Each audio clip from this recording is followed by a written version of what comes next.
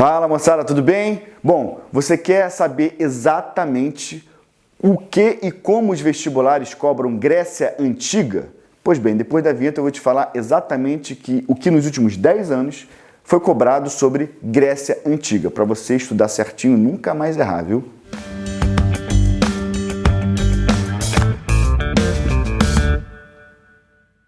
Pois bem, moçada, vamos contextualizar Grécia Antiga. Ela está inserida num contexto histórico em que ela está junto com Roma Antiga, na chamada Antiguidade Ocidental.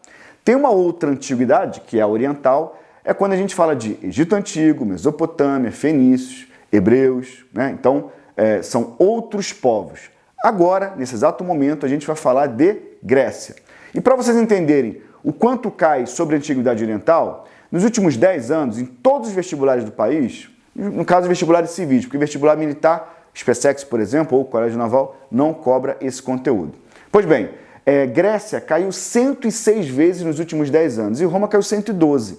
Você pode pensar assim, pô, caiu mais Roma, então vou estudar mais Roma. Não. A diferença é mínima, não chega a 10%. Então, não entra nessa esparrela, nesse perigo, nessa armadilha. Tem que estudar igual, tá? Pois bem, eu separei o conteúdo de Grécia em duas gavetinhas, digamos assim. Uma cronológica, que segue, como vocês podem ver aí na tela, a linha do tempo histórica ou historiográfica da Grécia. Então você tem o período pré-homérico, que é o período de formação da Grécia, são 3 questões nos últimos 10 anos. O período homérico, que estão formando os gênos, ainda uma formação bastante embrionária do que a gente chama de Grécia Antiga, 3 questões. O período arcaico, onde tem a segunda diáspora grega, onde os gregos começam a se expandir por uma parte do mar Mediterrâneo, onde são criadas as polis, uma questãozinha só, com características gerais dela. E o período clássico, observem isso aí, 20 questões sobre o período clássico, que é de fato o período mais relevante historicamente, filosoficamente, do que a gente estuda sobre Grécia Antiga. Quando há uma decadência desse modelo grego, a invasão dos macedônicos, por exemplo, e aí surge o período helenístico, nós temos 8 questões. E aí, moçada, eu quero chamar a atenção de vocês para essa desproporção do que cai de um período e não cai em outro período. Olha esse gráfico aí. O período clássico, mais de 50% das questões datadas, ou seja, aquelas que têm claramente observações, cobranças específicas sobre aquele período histórico, é mais de 20%. E depois, mais de 50% é o período clássico. E depois vem o período helenístico com mais de 20%, um pouquinho mais de 20%. Homérico, pré-homérico e arcaico, muito pouquinho. Isso não significa que vocês não devam estudar isso. Tem que estudar, claro. Mas é importante saber o que cai para estudar certo, para não gastar tempo estudando coisas irrelevantes. Pois bem, no período pré-homérico, das 3 questões, caiu formação da Grécia Antiga, a formação de Esparta e Atenas, as 2 cidades mais importantes da região, né, daquele período antigo, e a Guerra de Troia, a causa da Guerra de Troia. 3 questões. Portanto, percebam, moçada, que não tem aí um padrão. A gente pode até pensar num determinado padrão, que no período pré-homérico, a tendência de cair a formação da Grécia Antiga, e como a gente pensa Esparta e Atenas como as 2 grandes cidades modelos desse período, se a gente estudar a formação, a gente também está estudando, de certa maneira, Esparta e Atenas. Então, a formação do que a gente chama de sociedade, civilização grega, é mais relevante no período pré-homérico. No período homérico, marcado pela segunda diáspora grega, quando os gregos passam a ter dificuldades econômicas e migram para outras regiões vizinhas, a própria diáspora é um elemento importante, ela já foi cobrada. Mas percebam, o período homérico é forjado a partir de Homero, um escritor grego. Portanto, Homero tem 2 questões sobre ele, tanto a importância quanto as características de sua obra. Então, são elementos relevantes, o próprio Homero dentro do período histórico. No período arcaico, a única questão que caiu nesses últimos 10 anos pedia características gerais do período arcaico. Aí não dá para a gente colocar em caixinhas, porque pede características gerais, são 3, 4, 5 às vezes características, não dá para a gente colocar em caixinhas, por isso que a gente coloca características gerais do período arcaico. tá bom? No período clássico, aí tem uma complexidade um pouco maior. Percebam, o que mais caiu no período clássico, quando a gente está falando de questões mais datadas, foram as guerras médicas. Guerras médicas foram as guerras entre Grécia e o Império Persa, representado no filme 300, né? 300 parte 2 também, obviamente. Pois bem, então, eram 7 questões. Eu coloquei em amarelinho aí para vocês observarem mais destacadamente, né? Também tem a decadência ateniense, que é uma consequência, de certa maneira, da Guerra do Peloponeso, a própria Guerra do Peloponeso, a parte política, o governo de Péricles e a reforma de Clístenes em Atenas são muito importantes para a gente entender política, democracia. E por que eu não botei na caixinha de política? Porque elas são reformas datadas deste período clássico. Então eu preferi colocar sobre o período clássico. As tiranias também são características políticas desse período clássico.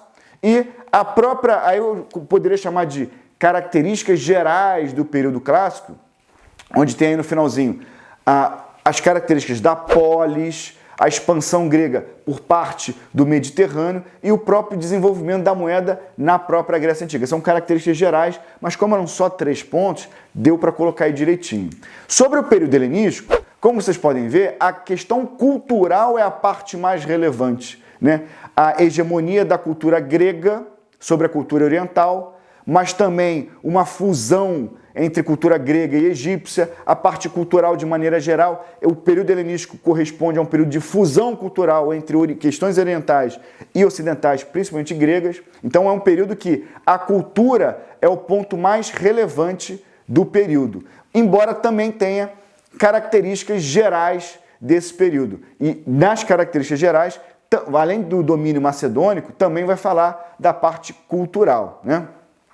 E aí tem 2 questões muito pontuais, além da origem, né? 2 questões muito pontuais, assim, que obviamente que a gente acaba estudando quando estuda de maneira geral Grécia, mas não dá para focar nesses 2 pontos. Uma questão que fala sobre a concepção racial de Alexandre, um negócio extremamente pontual. É provável que mais de 90% dos livros ou apostilas que falem sobre Grécia Antiga para vestibulares não passe por isso, né? E a outra é uma lei ateniense de 337 a.C., que fala sobre antitirania. Então, também são coisas mais pontuais. Percebam que há um padrão sobre cultura e características gerais, né? Uma outra caixinha que eu fiz, além da parte cronológica, foi a parte temática. E aí eu fiz esse quadro aí para vocês verem quantas questões nos últimos 10 anos caíram sobre esses temas. Percebam, sobre sociedade grega, em especial ateniense, caíram 21 questões, quase 2 por ano, né?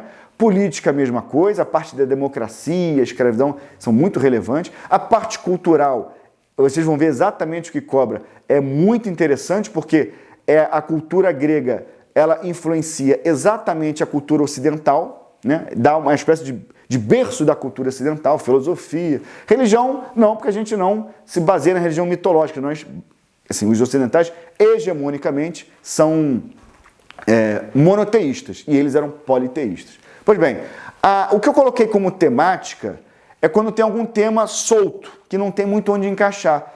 Por coincidência, enfim, das 4 questões temáticas, as 4 falavam sobre as Olimpíadas. E aí eu coloquei como temática, beleza? Tem a formação das polis, ou as características da polis especificamente, e portanto eu separei como polis, né? A diferença entre Esparta e Atenas também, e as características gerais da Grécia Antiga como um todo. Aí eu coloquei também separado, beleza? Olha para vocês o gráfico, sobre essa distribuição temática que nós fizemos aí. Política e sociedade, 29%, cultura, 24%. A proporção disso é bem mais da metade do que cai sobre Grécia de maneira geral. Portanto, se você tiver uma concepção sobre sociedade, concepção não, perdão, informações sobre a sociedade, política e cultura, você consegue ter concepções mais gerais sobre a Grécia. Você consegue matar uma questão sobre a polis, sobre a diferença entre Esparta e Atenas, sobre as características gerais. Talvez sobre Olimpíadas não, algumas questões talvez não consigam, você não consiga matar, mas de todo, se você se cercar intelectualmente, né, de informações sobre a sociedade, sobre a cultura e sobre a política, você está bem servido sobre Grécia Antiga.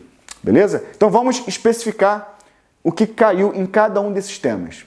Sociedade, 21 questões, né? Eu botei em amarelinho aí o que mais caiu.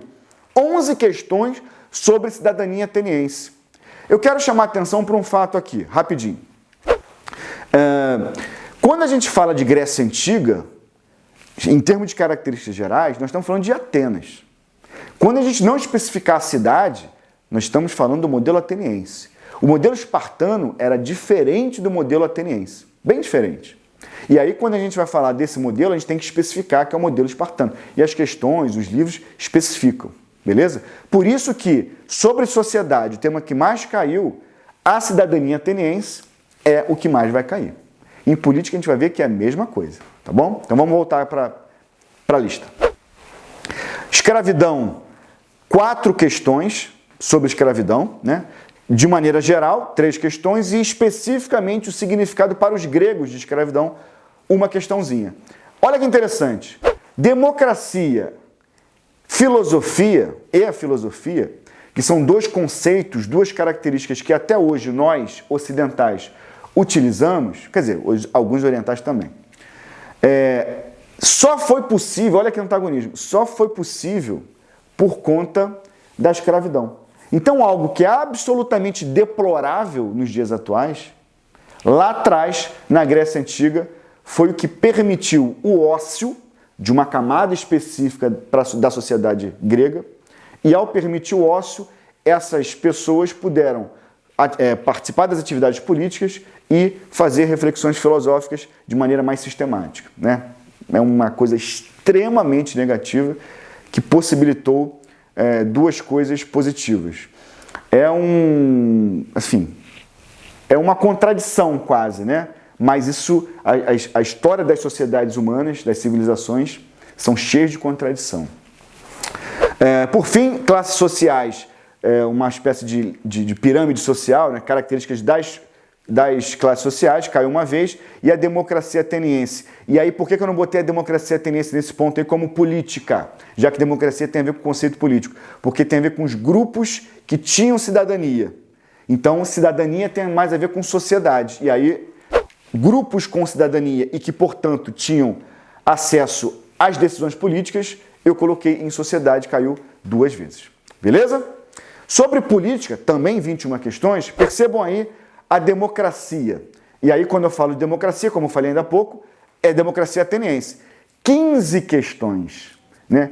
Democracia ateniense, de maneira geral, 5 questões. E aí tem as especificidades, né? Conceitos e participações, isonomia, o fato de ser uma democracia direta, ilimitada, porque, percebam um detalhe, moçada, hoje nós temos uma democracia participativa. Aqui no Brasil, por exemplo, representativa, nós votamos nos nossos representantes e eles fazem as leis, o que a gente faz aqui é fiscalizar, cobrar e tal. Na Grécia, eu costumo brincar com os meus alunos que a democracia ateniense é a democracia do condomínio, tipo reunião de condomínio. Você, condômino, é chamado à reunião e você diretamente propõe alguma coisa. Ou então o síndico propõe uma votação para decidir que o orçamento possível, ou ele faz um parquinho, ou ele faz uma reforma no elevador, um exemplo apenas. E as pessoas diretamente votam por um ou por outro lado. Então, a democracia ateniense ela é direta, porém ela é limitada, porque só algumas pessoas tinham acesso à cidadania, e só os cidadãos atenienses tinham acesso às discussões políticas, beleza? Então, essa é mais uma contradição ateniense. Pois bem, a importância da retórica é um ponto importante na democracia, porque como é uma democracia direta, o falar bem, o convencer as pessoas era algo relevante, o que vai gerar uma corrente filosófica contrária e a favor desse ponto da retórica, né? O sofismo é uma corrente filosófica a favor do bem falar, do convencer, e Sócrates, por exemplo, vai ser contrário a esse bem falar perfumado, o que ele queria era buscar a verdade o tempo todo. Enfim, a organização administrativa, e aí obviamente que a gente está falando ateniense, né, da bulé, ou então da organização política grega como um todo, caiu 2 vezes. A relação entre escravidão e democracia, e por que eu botei em política e não sociedade? Porque democracia é um conceito político, caiu 1 vez, e o fato da democracia ser excludente 1 vez. A Confederação de Delos, o objetivo, eu coloquei como política porque é o seguinte, a Confederação de Delos é um órgão político que junta algumas cidades-estados. Então eu poderia colocar como geopolítica, mas geopolítica tem mais a ver com a relação de uma dada sociedade com o exterior. E aí, obviamente, que na aula que eu vou botar aqui para vocês sobre Grécia Antiga, o conteúdo todo, teórico e lista de exercícios, a gente vai ver que, embora a gente chame de Grécia Antiga, ela tinha um conceito muito mais de cidade-estado, né? Porque de fato ela era cidade-estados, e portanto cidades que um ateniense era estrangeiro em Esparta e um espartano era estrangeiro em Atenas, embora fossem gregos. Tinha uma cultura cretomicênica em comum, religião, principalmente a religião, né? A cultura da língua, mas tinham organizações políticas autônomas, independentes entre si. E aí, como a Confederação de Delos, ela era uma organização, uma confederação que juntava algumas cidades-estados, eu poderia ter colocado como geopolítica, porque tem um conceito ali de estrangeirismo se juntando. Mas, para ficar didático, eu coloquei na política. A cultura, com 17 questões nos últimos 10 anos, tem um pouco mais de heterogeneidade, né? Um pouco mais espalhado. A parte arquitetônica foram 4 questões, a parte amarelinha.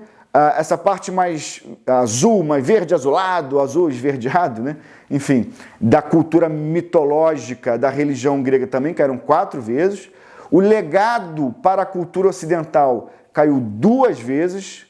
E a parte do teatro, o significado, a importância caiu 2 vezes. As outras questões, os outros pontos, caiu 1 vez só, um pouquinho mais espalhado, né? Os autores da produção histórica, as causas para o surgimento da filosofia na Grécia Antiga. E olha que interessante, isso poderia ser facilmente colocado na área de filosofia. Porque uma das primeiras coisas que se estuda na filosofia é justamente a passagem do mitos para o logos, ou a passagem do mito para a filosofia. Isso poderia ser facilmente uma questão de filosofia. O conceito de ética e justiça também, porque se trabalha em todos os autores gregos exatamente esses conceitos, né? Principalmente a trinca, Aristóteles, Platão e Sócrates, né? E o exercício do diálogo na cultura grega. É algo que eu acabei de falar para vocês, era importante por conta dessa característica democrática direta da Grécia. O diálogo, o exercício do debate era absolutamente pulverizado na cultura grega. Beleza? Bom, aí começa a vir aqueles temas que caíram poucas coisas. A polis, com 4 questões, caiu sobre a construção dos templos na polis, né? Poderia ter colocado em arquitetura, mas como está falando das características do porquê das construções na polis, dentro da polis, eu coloquei na polis, né? As mudanças dos espaços para discussões a partir da formação da democracia e o papel da ágora. O papel da ágora, moçada, também ele fica ali numa fronteira entre a polis, porque a ágora era um local público dentro da polis, mas era um local público de debate político. Então, portanto, também poderia ter sido colocado em política. Caiu 2 vezes. A parte das Olimpíadas caiu 4 vezes, né? E a diferença entre Esparta e Atenas caiu 2 vezes. E é interessante porque, como são cidades bem diferentes, as 2 questões que caíram sobre isso pediam as características de cada uma para fazer a diferenciação, né? E como característica geral, eu coloquei as 2 questões que caíram, eu coloquei exatamente os pontos que foram cobrados, né? Uma falava sobre autonomia política e vinculação cultural, exatamente o ponto que eu acabei de falar. Sobre que eu que eu falei sobre geopolítica ou política na Confederação de Delos. Eles tinham autonomia política, porém tinham um vínculo cultural entre eles, tá? E, por fim, a questão que fala sobre Esparta, teatro, guerras médicas, governo de Péricles. É uma questão assertiva. E as questões assertivas sobre um tema costumam cobrar várias coisas sobre o mesmo conteúdo. E não foi diferente nesse caso. Beleza? Próximo metadados será uma especificidade maior ainda sobre Grécia Antiga nos vestibulares. Vamos falar como e corrigir as questões de Grécia Antiga nos vestibulares mais concorridos, principalmente o Enem, do país. Beleza? Um abraço, até a próxima.